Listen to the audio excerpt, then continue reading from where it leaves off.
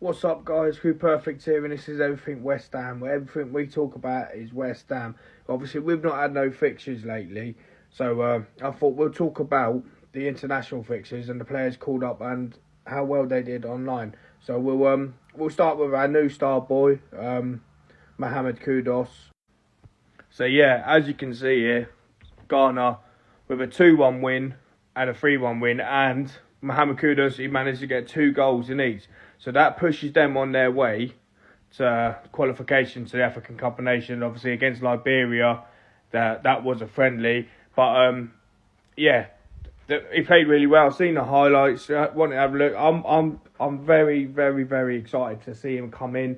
But yeah, we'll move on now as well. We'll move on to Thomas Souček, who himself, I don't know. I find it funny with Souček because, like I said, both games here, they were 1-1 draws. They didn't deserve, they should have won both games. But Souček for his country is another player. He's like a hero for Czech Republic. The way the fans rave on about him, fair play to him.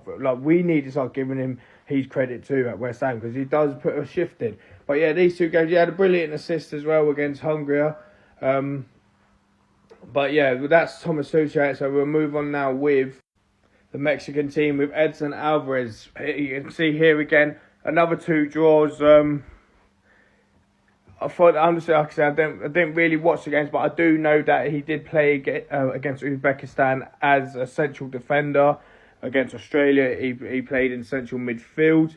But yeah, not much to say on that. He's actually conceded 3 at centre back, so let's hope we never have to use him like that for West Ham. But we'll move on with Naive Figueres. Obviously, the first game was postponed because of the earthquakes, what's going on over in Morocco.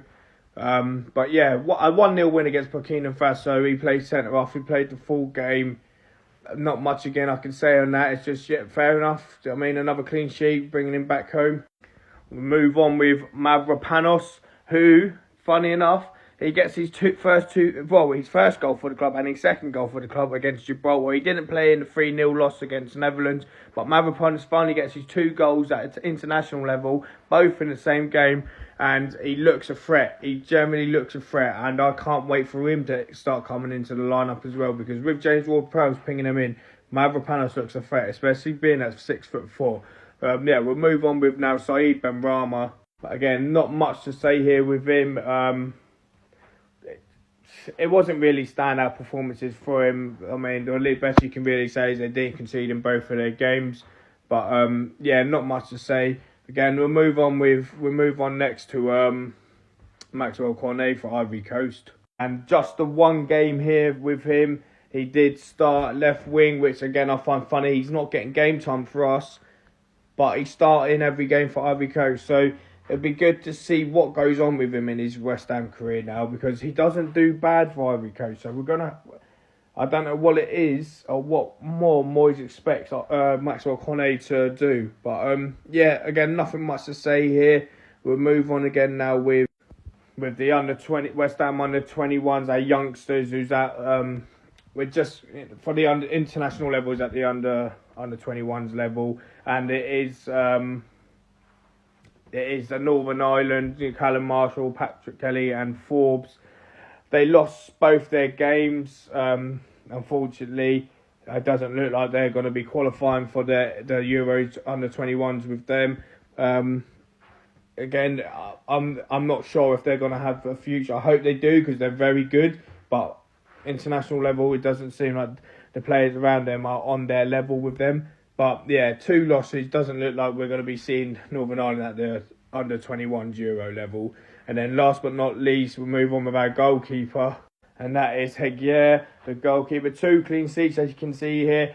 I actually really like him. He is on loan at Stevenage at the moment. He is fighting for first team place there.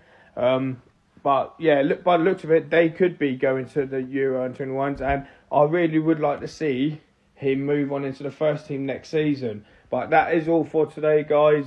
I mean, it's just a little international break roundup, just to settle in, ready for the Man City game, which we will be talking about in the upcoming days. But you know what to do. Come on, you irons, and please like and share.